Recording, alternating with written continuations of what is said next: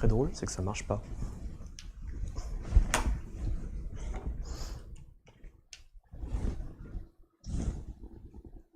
Non, c'est bon pour moi.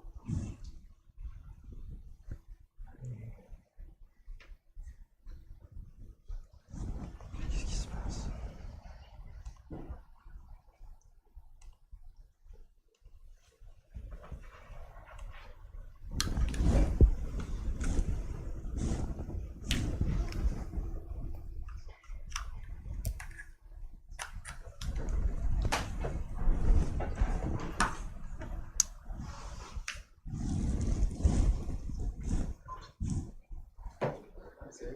Si, c'est vraiment le même système qu'on utilisait pendant les répètes en fait. Je comprends pas pourquoi là ça ne veut pas donner quoi que ce soit. On a vraiment utilisé le même système. Laisse-moi regarder, connecter. Ouais, peut-être. Ça, c'est pas moi qui gère par contre.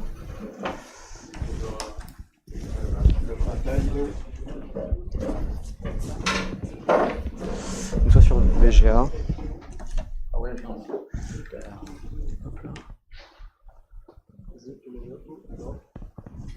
Hop là. Là, je suis VGA. Cherche.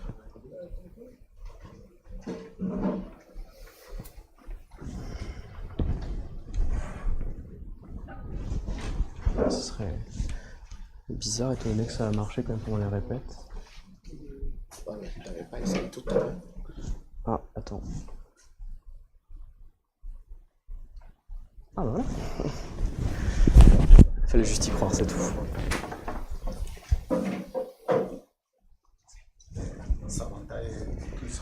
Normalement, oui, je vais voir avec eux. J'ai envoyé tous les liens.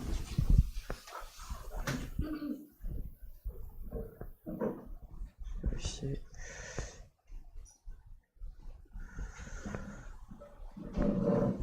Bon.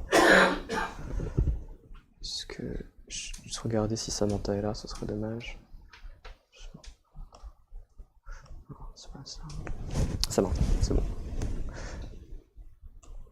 Il y a tout le monde. Je crois que c'est bon.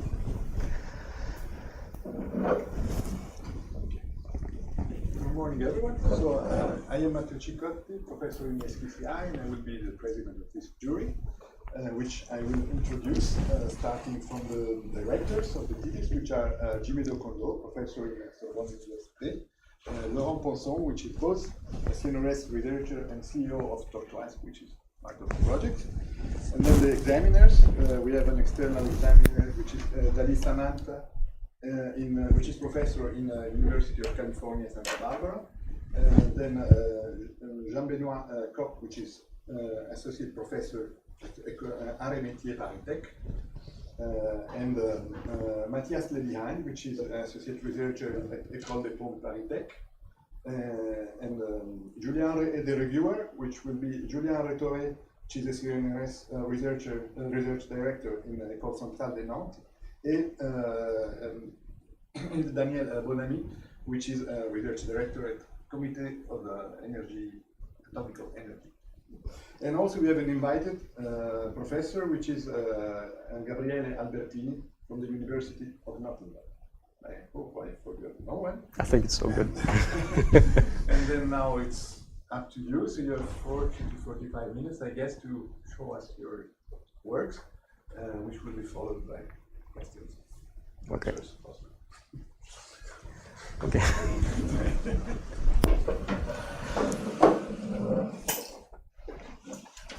All right.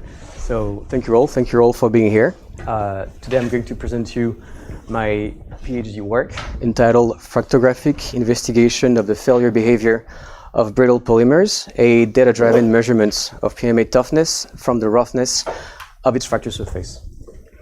So before diving into this very short and concise title, I'm going to show you what led to it. So I did my entire study here at Sorbonne. I started with a bachelor's degree in mechanical engineering with a minor in physics.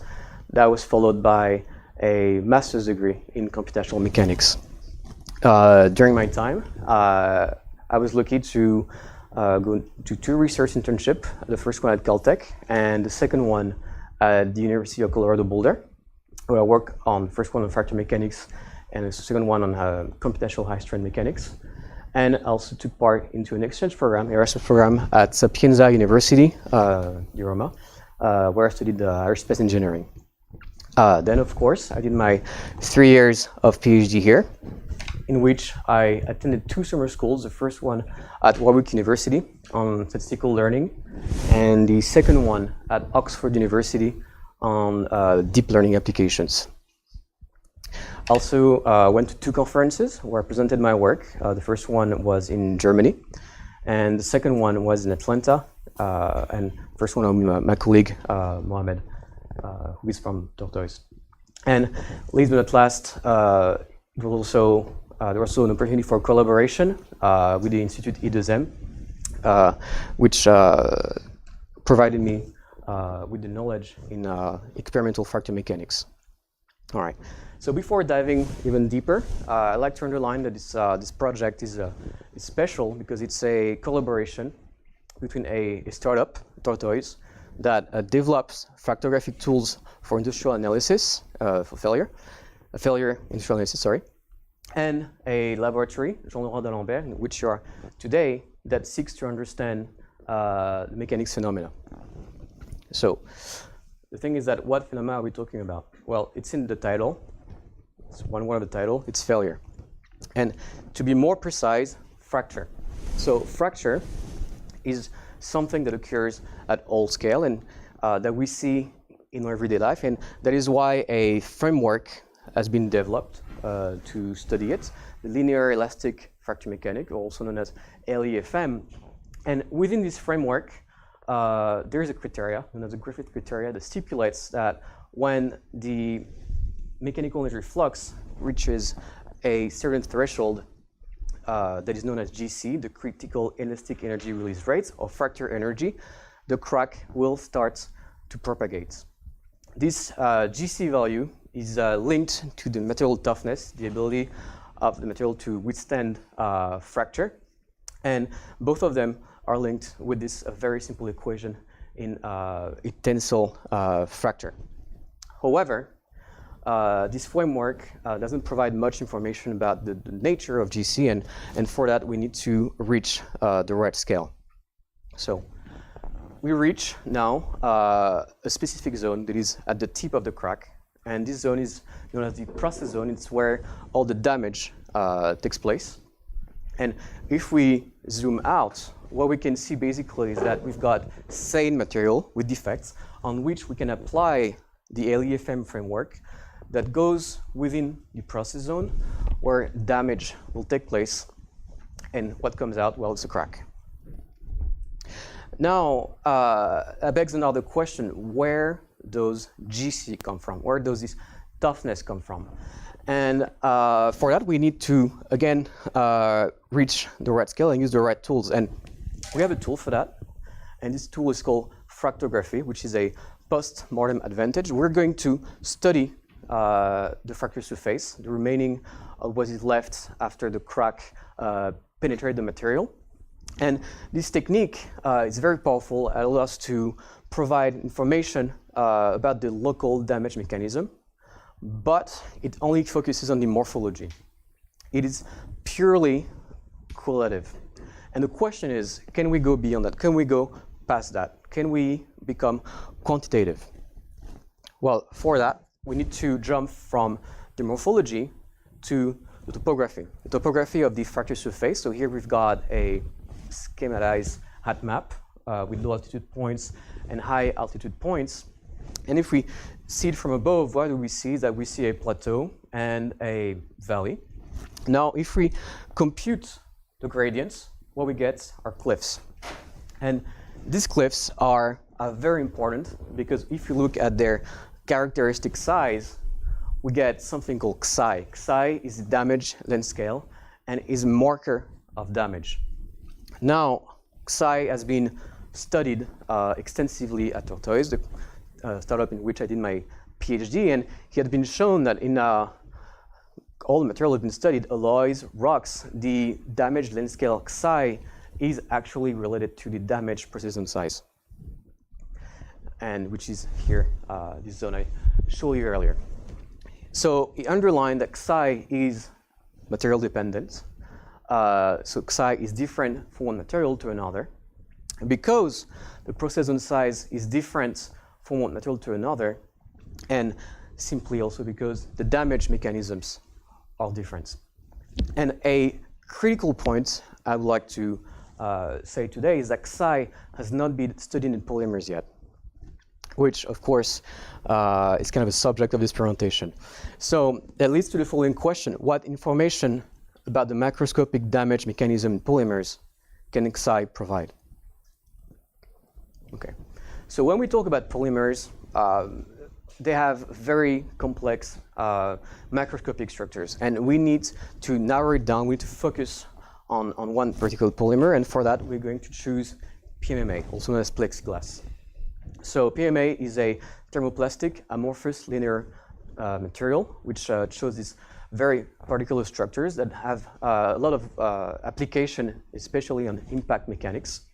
And it's a amorphous brittle material. What's interesting is that, sorry, jumping back and forth.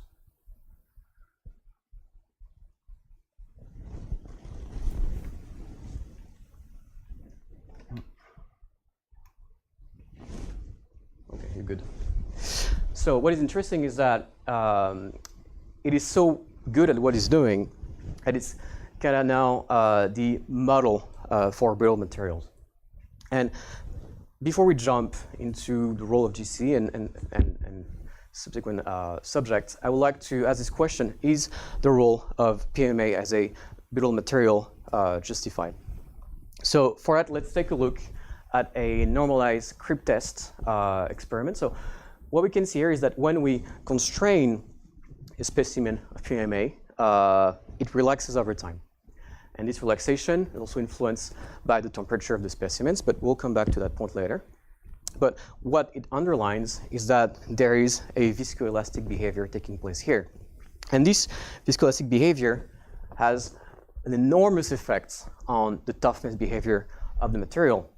So as we can see, GC is not a constant. GC is depending on the velocity of the material. And it's not a very simple linear relationship either. As we can see here, there are branches. And if we zoom in a specific region, the third region, to be more clear, what we can see is that we even have a jump here in the toughness.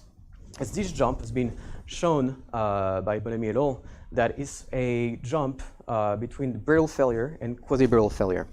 So PMMA is a complex material that shows a very complex GC behavior. Now it leads to our big question: can we understand how this complex toughness behavior emerges in PMMA using our postmortem advantage? And which leads to a smaller question, but that has bigger meaning: can it help us understand better the role viscoelasticity play in polymer toughness? Okay, so we talk about fracture mechanics. Now it's about time to actually fracture some materials. And for that, because we are dealing with a viscoelastic material with a dependency on crack velocity, we are going to use the crack speed as our control parameter. So for that, we went to Bordeaux and used their expertise and their experimental setup. So we took our specimens of PMMA, put them in a tensor loading machine, and charged them with elastic energy up to a certain point that was decided by the displacement delta zero applied.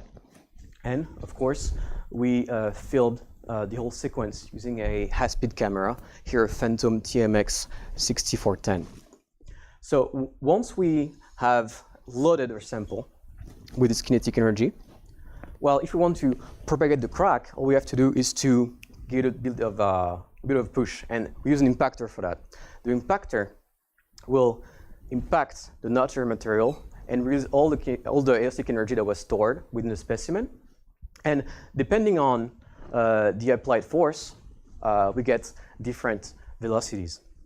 Now, if you've been following closely here, you might have a question, and the question is, how did we get these velocities to begin with? Well, you've got part of the answer by looking at these figures here, which is like the crack propagation as seen by the camera. And I want you to focus on the pattern that we can see. And this pattern is not innocent. I didn't put it here because it was funny.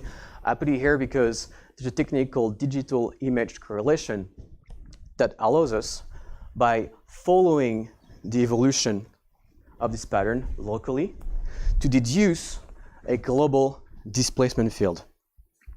And that is an extremely powerful technique, and it is even more interesting for us because there is something called the Williams series, and the Williams series provides a description of the displacement field around a crack tip. So we have our displacement field here in the vertical direction, and we can use it to fit the Williams series, and that gives us access to the term of the series. And these terms are very interesting because these terms can provide us for the supersingular term with a crack tip position. And if we know the frame per second, which we know, we obtain the crack speed. The second term, or the first term, zeros term, will provide us with the rigid body motions of the systems. And the first term will provide us with the toughness.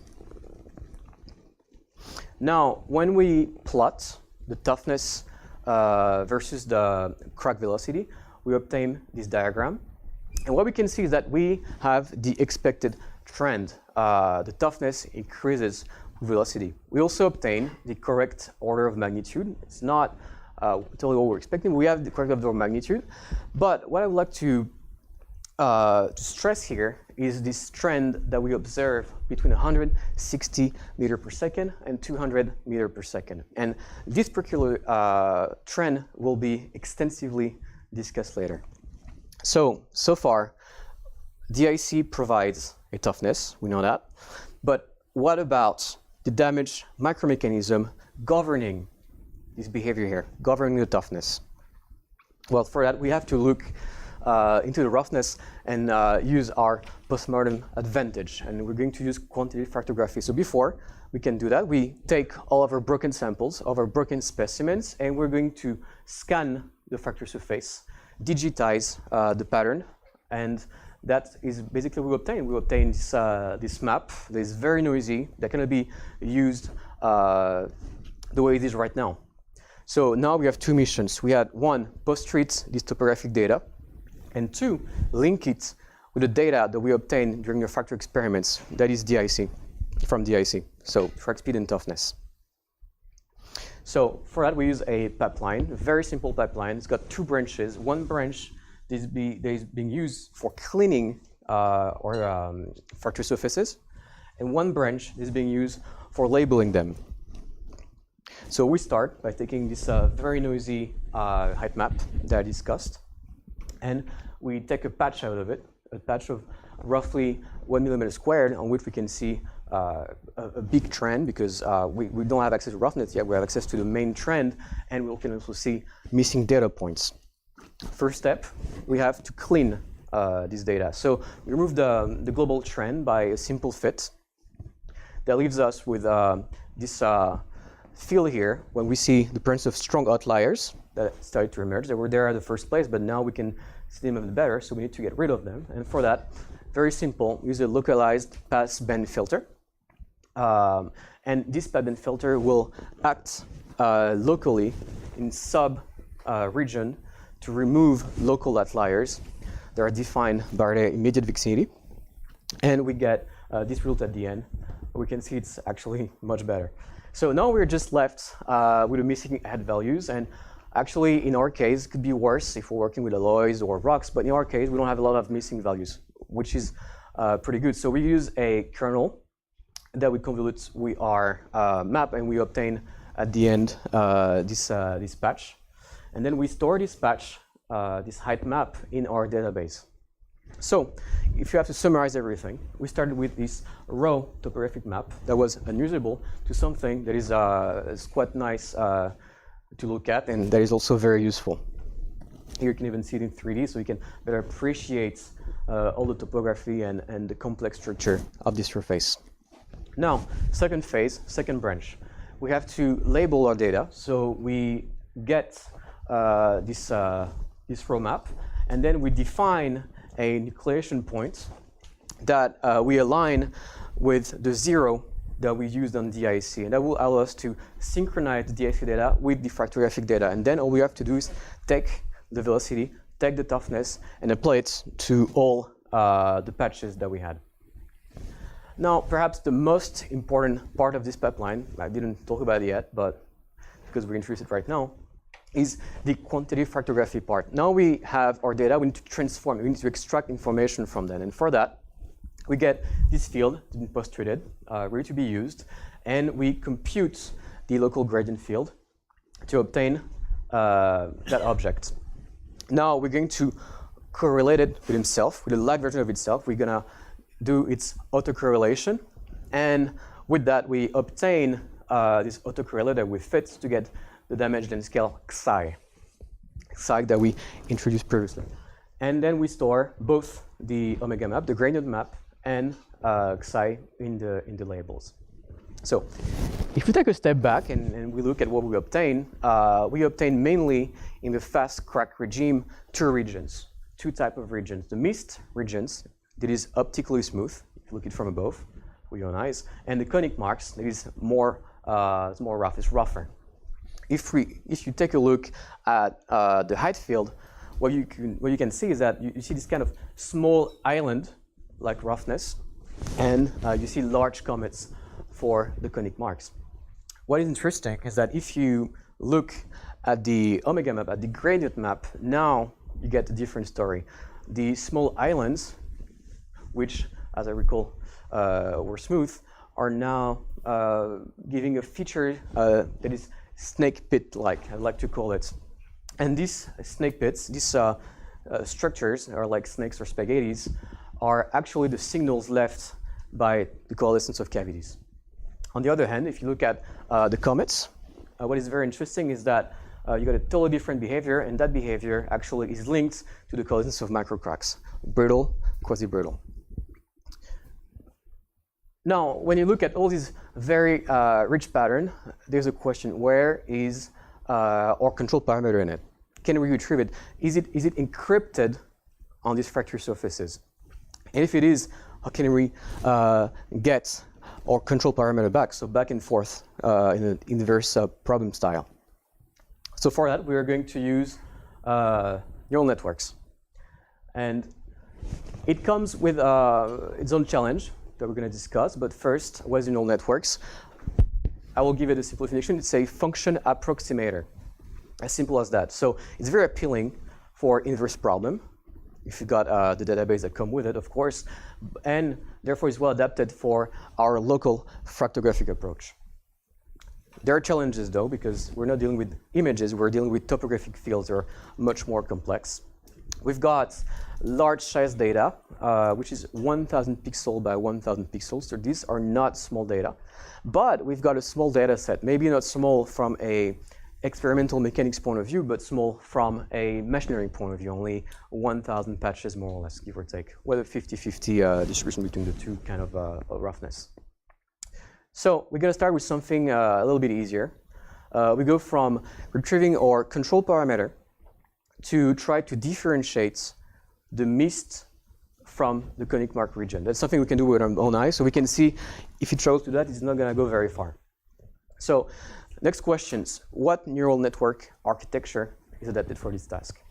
Well, we've got grid-like data. They're very structures, and we want to take into account the whole structure. For that, the direct answer is convolutional neural networks, which have two parts. The convolutional neural networks have a feature extractor part that is made of convolutional layers and pooling layers that will condense the information, keep only the essence of the input data, and extract all the patterns on the data. And then the second part is the classifier, which is a very classic neural network or deep neural network. And this part will simply classify the input being given by the feature extractor to make a prediction. So now that we choose our structure, we need to choose what model we're going to use, what CNN model. And we are turning our eyes toward a very famous VGG16. And this VGG16 has 13 correlational layers, 5 pooling layers, and 3 fully connected layers for 16 layers that have adaptive parameters. So we're not just taking this model, we're also taking this model trained on another data set. It's been trained on the ImageNet data set, which are images of various objects and humans.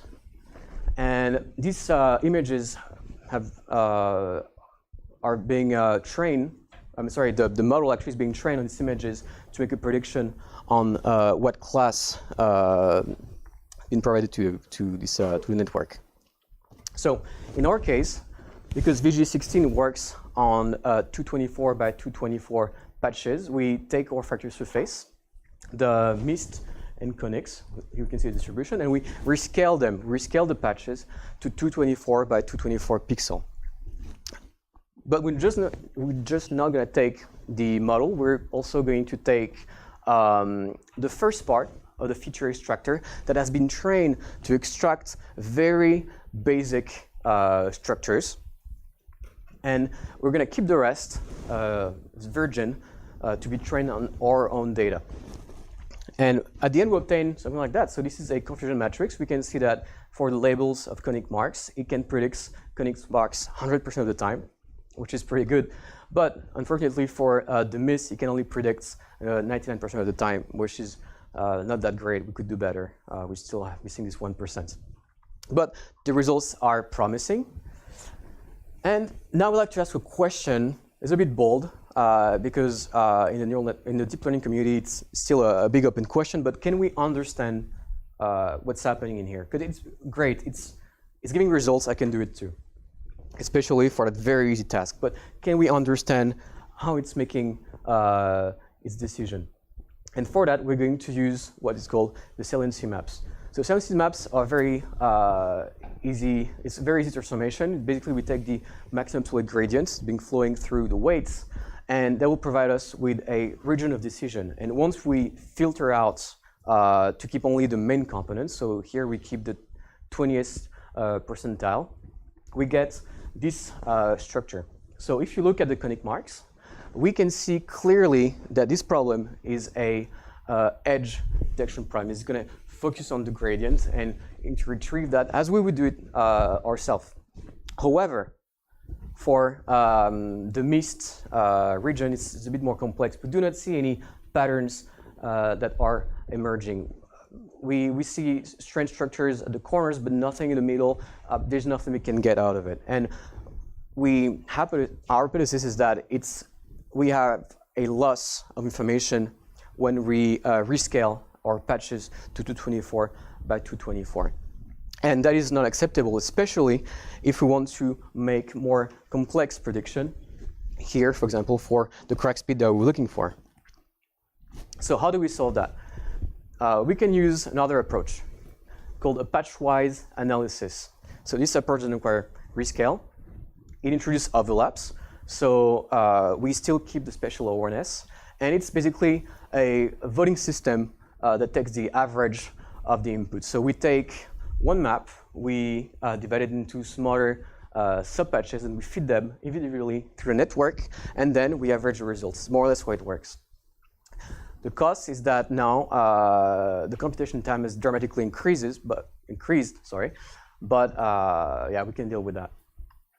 We're going to use two different architecture of the VG16 model. One will be discretized, and the other one we will continue. So we've got a regression problem and a multi-class classification problem. When we use the following hyperparameters, we get the following results. So for the continuous problems, we can see that we have a linear trend. So we've got the crack velocity that we use as inputs, and we see that it's predicting the correct range. I like to say it's capturing the data that were contained, for example, what's contained on the fracture surface. And if you look at the multi-class classification, it's even clearer that we have this, again, linear trend between what we input and the output. And when you look at the several ranges that were used, it's doing pretty well. So now we've got the answer of a question. The fractal patterns contain our control parameter. We can find the crack speed again using these methods of correlations. Now, question, how does the network analyze both the large and small scale features on the images?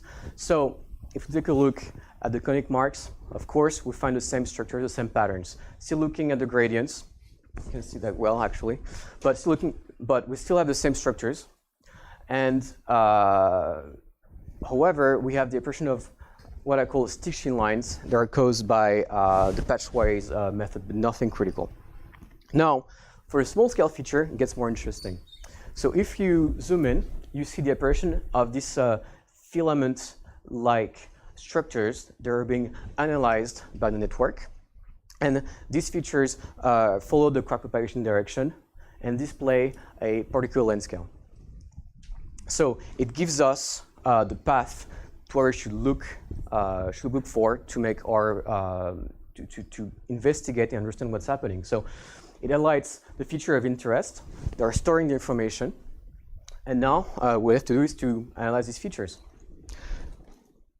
So we've been using agnostic approach. We haven't made any hypothesis. We just took the data and tried to extract using this blank sheets method information from the patterns. But now we're going to use the tools that we introduced before. In fact, we're going to use statistical fractography. So, second, I'm going to move that. Perfect. We're going to focus specifically on the mist to conic marks transition. And why here? Because on a very narrow range of speed, roughly 20 meters per second, there is some dramatic change occurring. And this dramatic change is probably very interesting to look at. So if we, yep, perfect. If we take a look at the mist phase, you don't see it very well, but it's 177 meters per second right there. You can see that the snake pit-like features that you've seen before are now being fully elongated. And when we reach 180 meters per second, they're almost attenuated, and others being turned into wide body features. And these wide body features, if we keep going, well, they turn into conic marks, as you can see here. And if you go even beyond, so we go beyond 90 meters per second, then we see multiple conic marks appear. So let's do it. Let's quantitatively analyze this sequence of image. For that, we use a quantitative approach of fractography. So it's not statistical yet. It's very classic, arithmetic average roughness and the root mean square roughness. So when we analyze our sequence of image, we see these two trends using these two metrics with a minima before it started increasing again, the roughness are increasing again. This roughening velocity, V rho, occurs roughly, let's say, 180 meters per second on the whole velocity spectrum. And this transition marks the mist to conic marks features transition. All right, so now let's put everything together that we've been seeing for the past 30 minutes. So we have a roughness inflection points occurring here at 180 meters per second, and that is the transition between the mist to conic marks. We know from the literature, Guillaume et al., that we have a toughness divergence here occurring roughly also at 180 meters per second. And if we look at our own toughness versus velocity graph, we see that in this region, well, we can find our peculiar region. So now we should ask ourselves the question, what is happening here? What are the associated physical mechanisms that are behind what we observe? So let's take our dimension scale that we introduced. We said that it was material dependent, that it was giving information about the process size for other material and had been seen in polymers. Well, it's a good thing because we did. Now in our pipeline, we actually computed for all the patches that we had. So now we have access to it. So, well, we're gonna just use it. And this is what we obtained. So let's divide Xi into two different lengths. We've got Xi X, which is along the crack propagation direction, and Xi Z, which is orthogonal to the crack propagation direction. And when we look at Xi X, so the crack going that way, we see this trend. So green, you see the mist, and then diverge, and then, yeah, then you get conic marks. So we've got two behaviors here that are very remarkable. We've got a plateau at around 100 meters per second within the mist phase, and a divergence that is very obvious taking place at around 180 meters per second. Now, if we look at the ratio between this length and this length, so the ratio, aspect ratio of our macroscopic structures on the fractal surface of the cliffs, we get this behavior, and we also see the diverging trend. So let's analyze it. Let's look at this trend, and we can actually fit it with a power law. We can fit this trend with a power law, and this power law will give us the plateau Xi0 at 4 microns, and strangely a very simple exponent of 1/2. And finally, we have this final equation that will describe this diverging behavior. And who says parallel divergence also says the signature of a critical phenomenon occurring right at these velocity points, and dare I say, a phase transition. So now what is left is to interpret this behavior that we see here. And well, I have a theory, and I'd like to share it with you. So first of all, let's go back to this process zone, and let's focus specifically on the structure of the process zone in polymers. So this is a craze structure, and what's happening is that we're starting with, like, again, material here, the defects, and then as the material is being stretched during fracture events, so we've got a crack here, as the material is being stretched at the crack approach, we can see that there are cavities that are being stretched as well in direction, in the vertical direction, and that will lead to the creation of this structure called the fibrils, and these fibrils will elongate until they reach a critical displacement called delta C, at which they will break, and this breaking of the fibrils, well, is the crack. Is the crack moving forward? Well, this particular length has been measured in the 70s by Doll et al. And using microscopic interference technique, he managed to measure it in PMMA and across a wide range of crack velocity. Now, what's interesting is that when you look at it, it's very close to our Xi0, the plateau that we've been saying. So I say our first postulate number 1, is that Xi is a measure of delta C. So keeping that in mind, we go back to the graph, we take our data here, and go to Xi max of 30 because it's minus Xi0, so plus Xi0. Use our postulates, we get a delta max of 6 times delta 0 from Xi0. And that is a major toughening effects taking place right there at around 180 meters per second. And funny enough, if we look at the graph from Guillaume et al., it's exactly what we can see at 180 meters per second with the divergence of the toughness. Well, we've seen the plateau. We try to interpret what Xi would mean in this in polymers, in PMMA. And now what is left is to explain this diverging trend. And well, I might also have an explanation for that, and I'm going to share it with you just right now. So we have a parallel divergence, and we know that is a signature in physics of a critical phenomenon, and that is also the case a phase transition. But led by what? Well, if we say that this phase transition is perhaps caused by temperature, then we have a phase transition. We have polymer, and we have temperature. Well, we don't have a lot of candidates. Actually, we just have one. And this one is the glass transition temperature, which says that at the TG, the temperature of the glass transition the material suddenly undergoes a loss of its stiffness and becomes somewhat easier to flow. And we know that at the crack tip, there is heating occurring. That is something that's been measured in steel and measured in polymer as well. And so we say that as the crack tip increases, temperature increases also at the crack tip. So that will be our second postulate, that the temperature at 0 is actually a TG. All right, so I introduce this idea, and now let's see if I can be quantitative about this scenario. For that, we use the Rice and Levy's model that gives us the elevation of temperature at the crack tip as a function of the crack speed. And when we take this equation, we input the numbers, we get the following graph that says, yes, it's actually possible to heat up enough the crack tip at this crack speed and reach the glass resistant temperature.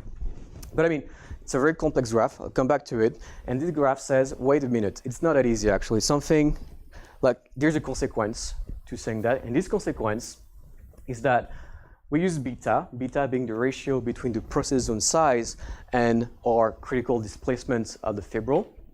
And when we choose a beta of 200 to make our scenario plausible, it says, wait a second, your process zone now is 4 millimeter wide. It's enormous. We start with an object that is micron size, tens of microns. Now we've got something that is at the millimeter scale. So we've got a significant process zone enlargement. Well, it's funny because if that happens, that means that all the IC methods relying on elasticity hypothesis, well, would be void in that particular area. And if we look at a graph, a toughness versus velocity, around like 180 meters per second, we find a peculiar trend. All right, now it's time to wrap it up and to see how we can conclude this whole thing. So we shown technical proof of concept during this PhD. We've shown that using tailored fracture experiments as well as adapted fracture data pipeline, we can get a database of labeled topography maps. And that allows us to do a systematic and data-centric local approach to fractography. This method also allows us to apply modern prediction techniques such as deep learning that works well on a small site database, as we've shown it, but of course could be improved. And that also opens the door for end-user application without necessarily sacrificing understandability.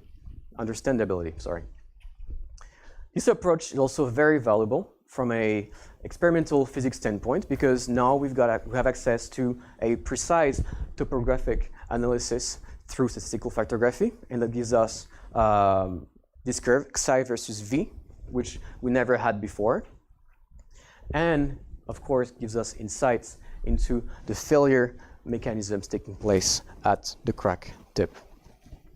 So in the interpretation and implication of this work, we said that damage electrical Xi in polymers is actually the critical, is a measure of the critical opening displacement delta C. And therefore, a divergence of Xi leads to a divergence of delta C, which leads to a significant toughness increase. We also digged out what we call the glass radiation toughening effect. That says that when we have local heating at a crack tip, and this local heating causes to reach the glass radiation points, the material in it turns more viscous, and then it forces the system to switch to a different failure mode so that it can regularize, so that we're going to have a divergence of toughness. And then this system switch leads to the presence of the conic marks from brittle to quasi brittle. Finally, we had this tiny question at the beginning under the big question, and I think I tried to provide an answer for the question, at least my brick on this wall. And I said that toughness emergence in polymer might be counterintuitive. So, unlike fragile material, where the toughness emerges from strength, from cohesive strengths, maybe in polymers it's different. Maybe in polymers it's coming from the softening of the material. So if we think about this, a larger deformation region will lead to a larger viscoelastic dissipation zone, which leads to a larger toughness. So it's different. Here, softer is better, whereas in the fragile material, we want something that is more cohesive in terms of strength. So where to go next? Well, the approach that we've done in deep learning, well, could be improved with a more adapted architecture, of course, and deeper hyperparameter optimization. I was limited by the computer that I built myself. It could be massively scaled up. We did on a very small data set, not all the experiments. It could be done on a much bigger scale, industrial scale.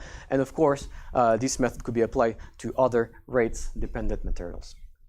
We also opened new windows on the process taking place at the qualitative in glassy polymers. We've shown that statistical fractography can measure delta C, and now from delta C to KC is just one step that I unfortunately did not manage to do, but for next time. And then the big step, the big next step, is getting the loaded failure from the roughness of the fracture surface. Finally, we unveiled a new toughening mechanism in PMMA that showed that it can lead to an increase of delta C, the critical displacement, by a factor 6, which has a high impact on toughness. And the question we ask is, can it be engineered? Can it be fine-tuned? Can we increase or decrease this VRO, this velocity, the transition velocity, to increase the toughness artificially of a material?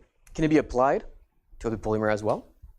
And personal question, is it actually the secrets behind the popularity of PMMA for impact material applications? All right, so I'd like to finish by thanking my jury, so my two advisors, Guillaume, Laurent, of course, my reviewers, provided me with very interesting analysis, my examiner,